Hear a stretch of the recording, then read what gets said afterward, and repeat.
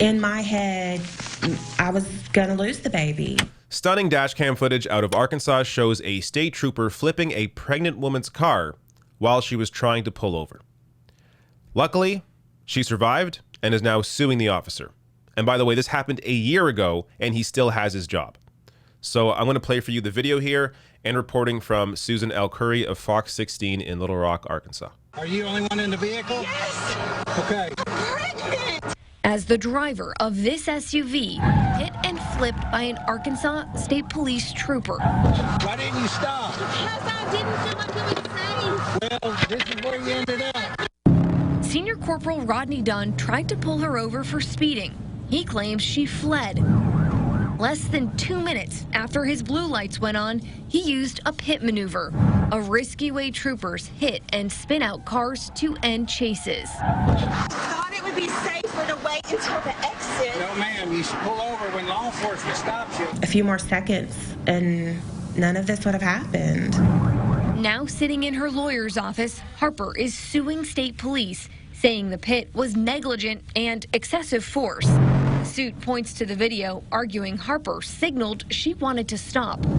I feel like I had heard that that's what you do. You slow down, you put your flashers on, and you drive to a safe place. Turns out that's textbook, according to state police's driver license study guide. Under what to do when you're stopped, number 1 says to use emergency flashers to indicate to the officer that you are seeking a safe place to stop. No, we don't anticipate vehicles rolling over, or do we want that to happen? All you had to do was slow down and stop. I did slow down. I turned on my hazards. I thought I was doing the right thing. This is why blaming the training is bullshit. This woman followed the law by the book, even used her hazard lights. How many people you know even use their hazard lights when they're supposed to? Here she actually used them as she was supposed to, signaling to the officer, hey, I'm going to pull over. She's slowing down, looking for a safe place to stop. The shoulder there was too narrow, and it was going to be larger going about a mile down the road. And this state trooper couldn't wait to use his car as a weapon. How do you reform this? This could happen to anybody. This could happen to you. It's unbelievable. And I'm going to have another clip from that report in a second discussing just how common these pit maneuvers are. First here, more on this. Harper's lawyer has argued Dunn chose to use a deadly force against a pregnant woman who was in the process of looking for a safe place to stop. He has also noted that the officer conducted the pit without any knowledge of who was in the car and whether there were any small children on board. Though police reportedly plan to fight the lawsuit, the outcome is unlikely to have a personal impact on Dunn, as Arkansas law means he is immune from any personal responsibility for his actions. These are essentially legal criminals with deadly toys. He can do whatever the hell he wants because he has full immunity. This is why many of these officers are able to act with impunity, because they know that nothing's going to happen to them. Even when they are clearly in the wrong, they know nothing will happen because they will get away with it, because it's law that they will get away with it. It is so frustrating because this is the kind of thing you can't prevent. You can't stop this. This can happen to anybody. This lady following the law, and this happens to her. It's amazing that she didn't die, or that her unborn child didn't die. Harper is not alone. Each year, hundreds of people are hurt or killed during police chases, the equivalent of one a day, according to the Bureau of Justice Statistics.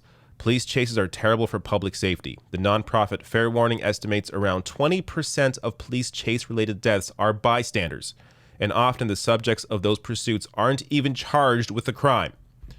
So think about it. What is the point? First of all, this was not a high-speed chase. This lady was not getting away. But even during a high-speed chase, who does that benefit? It only benefits the cop's ego, because oftentimes it leads to some innocent person dying in the middle of it. I'm going to play that other clip here for you, discussing just how common these pit maneuvers are.